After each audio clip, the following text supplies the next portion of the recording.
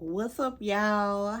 As you can tell by the title, I am back. I have been gone for a while. I have been consistent up until May. So, I just want to do a little story time with you guys as to why I've been gone. So let's get right into the video. Okay, y'all. So the last video I posted, I did mention that I was in Nebraska working. So I took a job in another state because I'm from Tennessee to make some quick extra money. So yeah, so that's what I was doing. Before I left Tennessee, I was supposed to go and get a checkup or whatever, but I didn't. And it was last minute, and I was like, okay, just forget it. I'll be back type thing. So one thing I will say, if y'all need to get a checkup, y'all feel like something's going on with your body, go to your doctor. If you don't have a doctor, get a doctor. I can't stress that enough. So let's see. I was there February, March, April, and here comes May. So the middle of May, because it was my daughter's birthday and I was still there. So the middle of May, one day, it was a work day for me, but I worked third shift. So it was also a day where I do self-care. So that day was self-care day and then work that night. So I got off work the night before, the early morning, did my regular routine, took a shower, and went straight to bed because I was tired, right? So I woke up and I was like, okay, today's self-care day. So what I do on self-care day is if I need my nails done, I get my nails done, or I do my nails myself.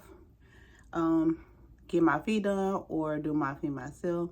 So this time I did my own nails. I did my own feet because I was in a different state and I hadn't found nobody that I wanted to do my nails and my feet. So I did them myself. So woke up, got my stuff ready to do my feet and my nails. Feeling good, feeling fine, feeling great, right? That everything was going good. So it was a Saturday. I worked on a Saturday. So so the way my job was set up, everybody that was from out of state, it was different people from different states, right? So we all were in one hotel together. So there were no other visitors or no other people in the hotel except us. So if you work for the company that I work for and you came down to work, you will be put up in that hotel. We were the only ones there. So my supervisor decided to have a barbecue that day. So he called me. He was like, I got spaghetti downstairs, food downstairs. If you want some, you're more than welcome to come and get some.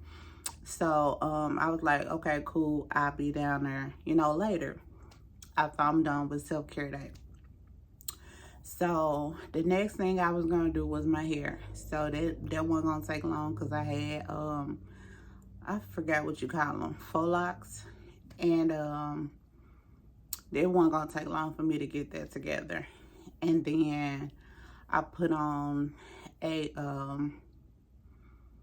like a workout outfit because I decided to go walk down on a path behind the hotel. It's a walking path behind the hotel. So I said, I'm gonna go walk out there, work out a little bit, and then I'll come back and see what they got. So I put my workout clothes on and I went back in the bathroom you know, to check myself, see if I'm straight or whatever. No makeup or nothing like that. Just in the mirror, you know, fooling around or whatever. No, I wasn't. I wasn't fooling around. So what I was doing was my facial routine. I was going to do that before and after my little walk because I know I was going to sweat. So I did it up before and I was going to do it after.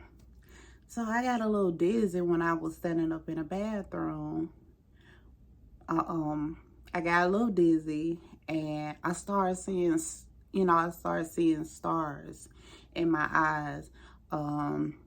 If you haven't experienced it before, you probably wouldn't know what I'm talking about, but it's like little specks that look like stars, you know, and I was kind of trying to shake it off like, ooh, you know, why am I seeing stars in my eyes, right? So then, you know, I left out of there because I started feeling funny. And then I start not feeling lightheaded, but like short of breath. That's what it was. I was like short of breath. I was breathing, but it was, you know, it was real faint. And I was like, I felt myself struggling to breathe. So I brushed it off. I was like, okay, let me just sit down for a second. Everything's fine. And that's me. Like, I'm always saying everything is fine. I'm good. I'm just going to sit down for a minute and relax, calm myself. I don't want to panic, you know, get all hyped up over just my head spinning or whatever, right? So that day also was the day that the cleaning ladies would come to my room to clean my room because we had housekeeping. So I was like, I'm just gonna chill, relax, lay here. I lay down. I said, I'm gonna lay here until they come because I was expecting them anyway. So I was laying there, stars still shooting, stars, stars, stars in my eyes. And I was like, oh my gosh, just trying to relax myself, trying not to panic, right? So I got a phone call from the front desk, and they were like, you have a package downstairs. Now, I order stuff all the time, but I was like, I didn't order nothing. But I then remembered my wife now, because I got married. So my fiance at the time, she had sent me some shoes. She had sent me some sea moss and just some stuff that I would want, right? So I was like, okay, cool. I'll be down in a minute. So I was like, I'm just gonna shake it off, walk, and see if that see if I feel better like that, right? And I was finna leave out. Housekeeping was coming in. I was like, okay, cool, I'll be back. So I told them I'll be back and they could just, go on about their day and, it's fine. So they can stay in there without me. So I went downstairs. I was walking in the elevator, to the elevator. And then I went downstairs to the front desk. I got my package. I'm still feeling funny, but I'm making it. I feel funny, but I'm still making it. So I got my stuff, some of everybody downstairs, because it was a lot of people all day, but then it was a lot of people that work at night. So it was a lot of people walking around, plus they was barbecuing. So I went to one of the tables, sit down, started talking to one of my coworkers. He was being worrisome and stuff, talking about, God knows what he was talking about at the time. But I know he was begging for some sea moss that my now wife sent me. And I was just telling him no, or whatever. And then I had mentioned him. I was like, oh, I don't feel good. And he was like, what's wrong? I was like, I don't know. He was like, okay, well, let me go get you some water. So he went and got me some water. So I was sitting there drinking the water. And then my other coworker came up to me and she was asking me what was the sea moss or whatever, what it was for. So I was explaining to her what it was about or whatever. And then eventually I was like, I'm finna go back upstairs because I'm not feeling good. So I decided not to go walking. I was just gonna go back upstairs with my box and lay down, right? So, co-worker always in the elevator. So one of my co-workers was in the elevator. He was flirting and stuff, but I was about to pass out on him. But he was like, "Are you okay?" I was like, "I'm fine. I feel kind of funny. I don't feel good." And then he got off on his floor, and then I went up to my floor, and I went to my room, and then my daughter called me. My daughter called me, and she was just talking. She wasn't really talking about nothing important. She was just talking, having a conversation. But I couldn't pay attention to her because at this point, my breathing was getting more and more shallow. Like, I was struggling more. So I just laid down, and then I told her, I said, "Boo, I don't feel good. Let me call you back. Let me see what this is." Because at this point, I got scared. Stars, stars, stars. They never stopped. And that's scary by itself. But then I couldn't breathe like I was supposed to be breathing. And so now I start panicking. Like, I was like, okay. So so what you gonna do, bitch? Like, what are you gonna do? So I was like, I don't want the ambulance to come because I don't want all that attention on me. And that's just how I am. But I was like, I need to do something. So I was like, okay, forget this. So I went back. Well, no, I didn't. I called my supervisor and he didn't pick up. So I was like, oh, I got to go back downstairs. So I got my phone. I went back downstairs and I got my billfold too. I got my billfold, got my phone. I went back downstairs to the front desk and I said, I need an ambulance because I'm not breathing like I should be breathing. And of course the front desk, he done panicked. And then the hotel manager, she overheard me and she ran out there and then she called the police, not the police, she called the ambulance service, but of course the sheriff showed up, ambulance showed up, everybody showed up because it was a small town. So when they get a call, everybody come running. So I didn't want the attention on me like that, but of course that's what happened. So the hotel manager is standing there asking me questions, what happened, just general questions to figure out what's going on. Because she was talking to the operator. And by this time, I had started crying because the nervousness on her face made me get even more nervous.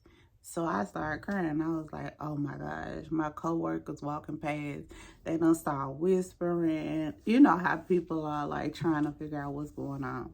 So the ambulance finally came. I was able to walk to it. My supervisor came by that time and they put me on the ambulance to check my blood pressure. And my blood pressure was like the highest they have ever seen, like in their career. All 4 of them, that's what they said to me. They was like, you need to get to the hospital right away. And they was like, we're not going to make you ride on the ambulance, but you need to get to the hospital right away. I was like, okay, cool. And then my supervisor said, okay, I'll take her. And then, so I got off the ambulance because I was going to have to pay the ambulance service for taking me. So I was like, he could take me. So my supervisor, he jumped in his truck. I jumped in my truck. I mean, he jumped in his truck. I jumped in his truck. And then he cranked up the car and then he hit the brakes, you know, to take it out of gear. And his brakes weren't working. Like, literally, his brakes went all the way to the floor. It's like, oh my gosh, like, why does this happen like right now in this moment? That's what I'm thinking. Like, okay, so the ambulance service had already pulled out. So I'm like, so what the hell I'm gonna do? So he was driving around a parking lot. He didn't go on the street because he knew he couldn't stop. So he was driving around a parking lot trying to find one of my coworkers that's sitting in a car. You know how people be sitting in a car chilling or whatever. And then he came up on one of my coworkers. Just came back from the store, got his beer, got his smokes. He about to chill, right? And then my supervisor rolled in front of him and he was like, you got to take her to the hospital right now. And he was like, what's up? What's going on? He seen the sheriff car. He seen the ambulance leaving. And he was just like, what's going on? What the hell? So he was like, I don't have time to explain it to you. Get her to the hospital. And he was like, I don't know where the hospital is. We didn't know where the hospital was at. Like, everybody was new to this city. Like, it's a small little town. It ain't really a city, it was a little small town. So, and my supervisor was like, follow the sheriff. So the sheriff was pulling out. We was right behind him. And luckily, the guy that was taking me to the hospital, he was on the phone with a girl that he had met at the city we were in. Little small town, not city. He was talking to her and she was like, where y'all at? Da da da da da. Because she heard what was going on. And she was like, she kind of told him where to go. Because the sheriff took us there, but he kept going. So we kept going, and we ended up passing the hospital. And she had got us back on track. So he ended up dropping me off at the hospital. We found it. Thanks to her. And thanks to him for dropping me off. I made it there. I had to wear my mask. And then I told them what was going on. And then I got in there, and they checked my blood pressure again. I don't know where the ambulance went. I don't know if they was up there at the hospital. They went on another call. I don't know where they went. I didn't see them no more. But they checked my blood pressure when I got there. Again, it's a small town, so it wasn't nobody in the emergency room. Just me. I was the only one in the emergency room. So I got back there in the back pretty fast. But when they checked my blood pressure, they was like, you have to, I don't know what they were saying. Honestly, I can't even remember. All I know is everybody quickly started getting shit together. Whatever they had to get together, whatever they had to do to save me, they started doing it quick. Everything was done with urgency once they took my blood pressure and realized what was going on with my heart, right? I'm still chilling. At this point, I had calmed down. My breathing is still shallow, but I'm still, I'm still okay in my head, right? And so everybody moving with urgency, and they had me laying down on the bed. A bunch of people around me putting stuff on me, and nobody really told me what was going on yet. And then you had the head doctor came in there, and she was talking to me, and she was asking me questions, personal questions about, are you from here? Who do I need to contact? Just a bunch of questions, not really telling me what's going on still. And she was like, well, we have to airlift you to, I'm looking like, airlift? Like, it's not that serious. And she was like, it's really, really serious. We have to airlift you to a heart hospital that specializes in heart surgery. And she was like, you have to have surgery on your heart. She said, we only got so many minutes to save your life. I was like, save my life? Oh my God, what's happening? I'm supposed to be going to work in a couple of hours. I'm not sure what's happening. So that's what she said to me. And I was like, okay. So my fiance at the time, now my wife, I gave them her information. I knew she was at work. I was just, y'all, I didn't know what to think because in my head, my head spinning, my blood pressure high, they're going to give me something for it to come down. That's all I was thinking it was going to be. Because, when you go to the hospital and your blood pressure real high, they don't let you leave until it come down. So I thought it was going to be one of those days because I've done it before. Not this time. My blood pressure was so high, it wouldn't come down. Yeah. So, this type of surgery that I had to have, that's the emotional part. Okay, so the kind of surgery I had to have,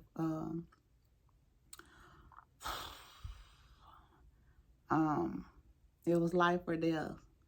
It was like, we got to get you to this hospital or you're going to die on us. We don't want you to die on us, basically. That's basically what she was telling me. She said, we don't want you to die on us. So we're going to airlift you. And she was telling me everything. And then the crew came. The crew came like 5 minutes later. And they were getting everything on me. I was just laying there, just like mind blown, not knowing what to think. All I was thinking about at the time was my fiance. Like, oh my gosh, she's at work and she drives the public transportation. So I was like, she's at work on a bus. Please watch over her, right? Sorry if y'all hear my garage. My wife is letting the garage up, but it's so loud over my office. Sorry. But all I could think about is her, like, ooh, please cover her while she's driving because I already know how she's going to respond. So, the crew came. The crew came through and they said, we're going to be airlifting you. It's really small in there. We're going to have these earphones over you on your ears. So, we're going to be flying. So they were just giving me play-by-play of what's about to happen as they was putting everything on me to, girl, sorry, y'all. That's probably my daughter taking out the garbage if it closed that fast. But anyways, what was I saying? Yeah, they were just putting everything on me to take me out to the helicopter, the ambulance helicopter. So yeah, so we got out there. I went through all this and it was just like, I remember I was there, but it was like everything happened so fast and it was surreal.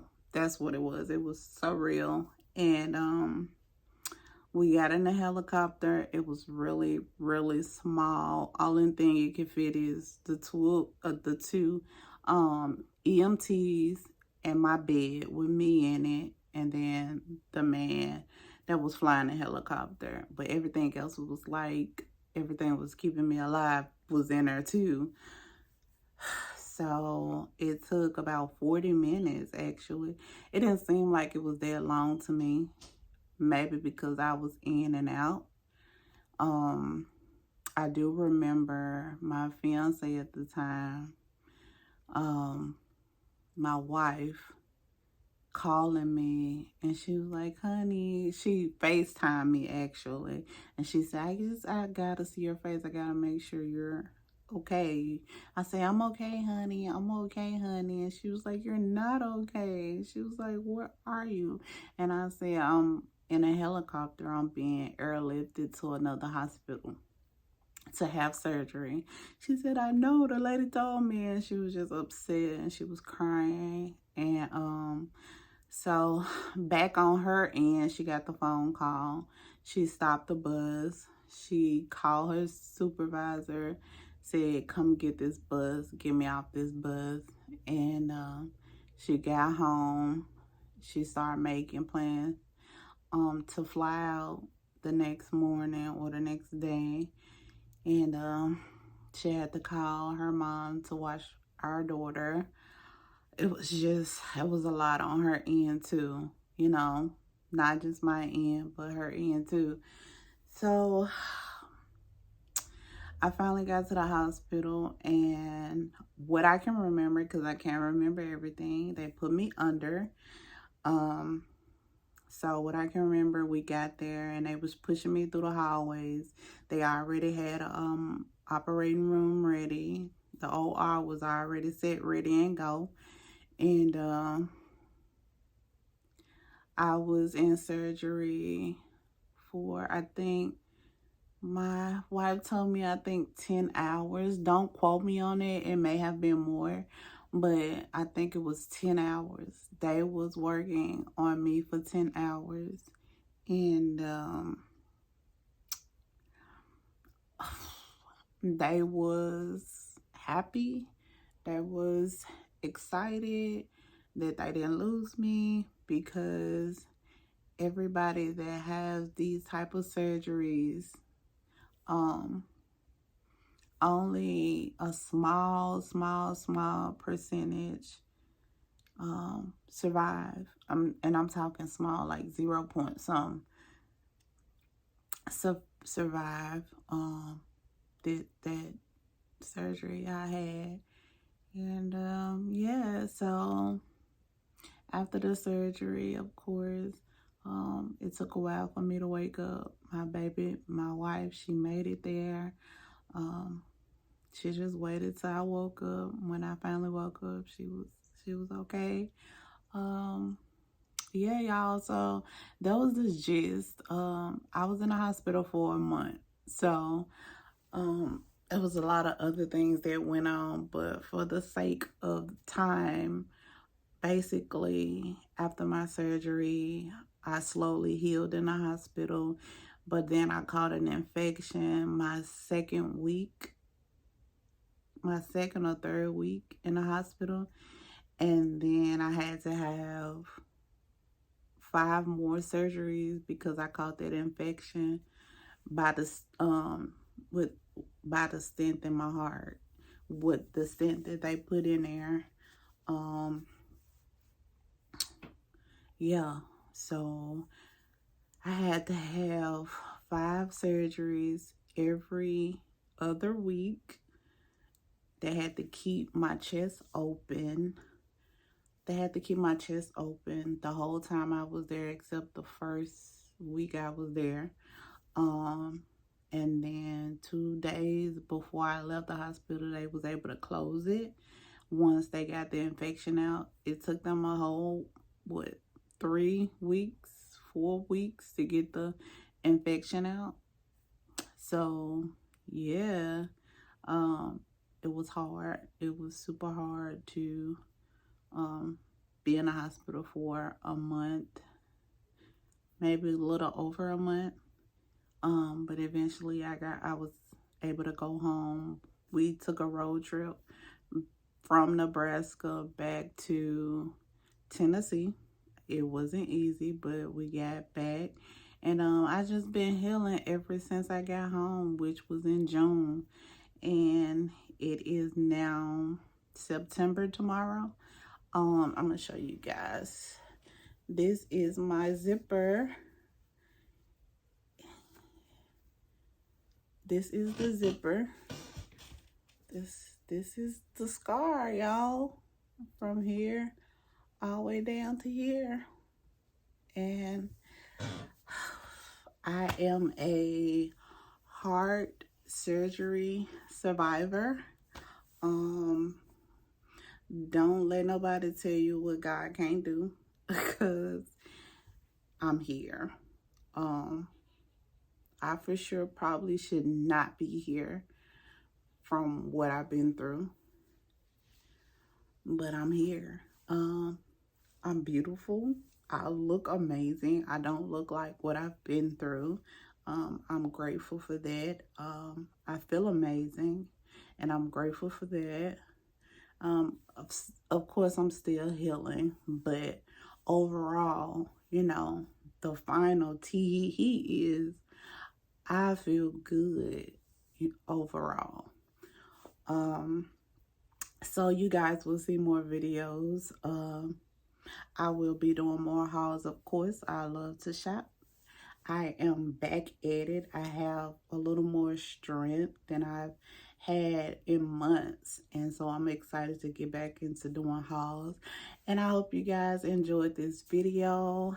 And that is exactly where I've been, what I've been doing. And I thank God that I'm able to make this video for you guys, and I hope you enjoy it. I hope you give it likes, thumbs this up, and leave some comments down below. And if you want to know anything, ask me any kind of questions, just leave your questions down below. I will make sure to answer those. And if you haven't subscribed, I would suggest you subscribe, because I'm going to have more story times. I'm going to have amazing hauls, and then I'll have other stuff going on too. So I will see you guys in the next video. And your girl is back. She's back like she never left. So later.